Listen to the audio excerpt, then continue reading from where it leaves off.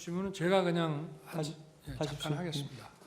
그 포고령과 관련해서 그 아마 제 기억에는 12월 1일 또는 2일 밤에 우리 장관께서 제 관저에 그걸 가지고 오신 거로 기억이 됩니다. 기억나시죠? 예. 그래서 그때 제가 써오신 그 계엄 선포문, 계엄 그 뭡니까 담화문하고 포고령을 보고 포고령에 뭐 사실은 법적으로 검토해서 손댈 거는 많지만 어차피 이 계엄이라는 게 길어야 하루 이상 유지되기도 어렵고 그러니까 이런 이 국가 비상 상황, 위기 상황이 국회 독재에 의해서 초래됐으니 여기 포고령 이거는 좀 추상적이기는 하지만 이론이 이런 것들이 추상적이기는 하지만 그런 어떤 상징적이라는 측면에서 집행 가능성은 없지만 이게 상해법규에도 위배되고 내용이 구체적이질 않아서 집행 가능성도 없는 거지만 뭐 그냥 놔둡시다라고 말씀을 드리고 그냥 놔뒀는데 뭐 기억이 혹시 나십니까? 예, 제가 이제 느낀 것은 대통령께서 평상시보다 이렇게 좀 꼼꼼하게 안 보시는 것을 제가 느끼면서 평상시 이제 대통령 업무를 하시는 스타일이 항상 법전을 먼저 찾으시거든요.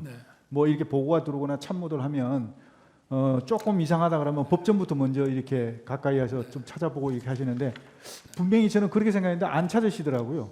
그래서 하여튼 이게 어쨌든 이거는 실현 가능성, 집행 가능성이 없는데 상징성이 있으니까 놔둡시다 이렇게 얘기를 한 거로 기억이 되고 또 그 왜 전공이 이걸 제가 왜 집어넣냐 웃으면서 이렇게 얘기를 하니 이것도 막 그런 측면에서 좀 어떤 계고한다는 측면에서 그냥 뒀습니다 해서 저도 웃으면서 그냥 놔뒀는데 그 상황은 기억하고 계십니까? 기억합니다. 지금 말씀하시니까 기억납니다.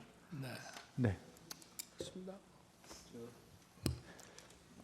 아까 삼청동 안가에서 조지호 김봉식 청장을 만났을 때 그 문건을 주었고 22지, 23지에서 민주당사하고 여론조사 꽃 얘기가 나왔습니다. 당초에 대통령께서는 국회와 선관위 이외에는 군대를 보내지 말라고 했다는 건 틀림없는 사실이죠. 네네. 근데 민주당사하고 여론조사 꽃은 장관께서 왜 다시 추가를 하신 거죠? 사실 그 민주당사하고 여론조사 꽃은 우선순위에서 떨어지는 것이었습니다. 우선순위는 대통령 말씀하신 대로 국회하고 선관위였고요. 여기는 병력이 나중에 제한되다 보니까 나중에 이제 후속하는 인원들이 시간을 봐서 이렇게 투입하는 걸로 그렇게 생각을 했었는데 요 인원들에 대해서 나중에 결과적으로 보면 그 투입하는 과정에서 계엄이 해제돼 버렸습니다. 그래가지고 결국은 투입이 안 된 건 그런 상황이죠. 그게 제가 한번 지금 이제 국회 독재가 이런 망국적 위기 상황의 주범이라는 차원에서 질서유지와 그 상징성 측면에서 국회군을 투입했지 않습니까?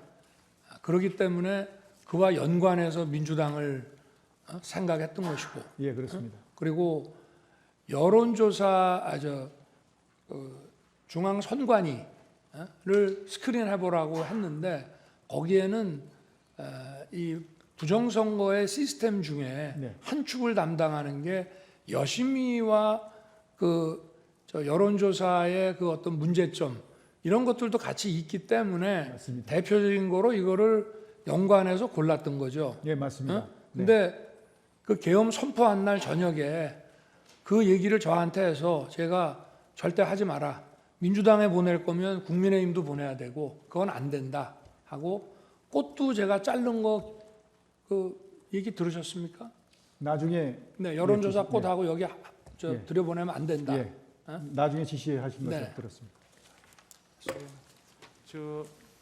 청구인 측에 5분 제제제 반대 신문 기회 드리겠습니다. 네, 감사합니다.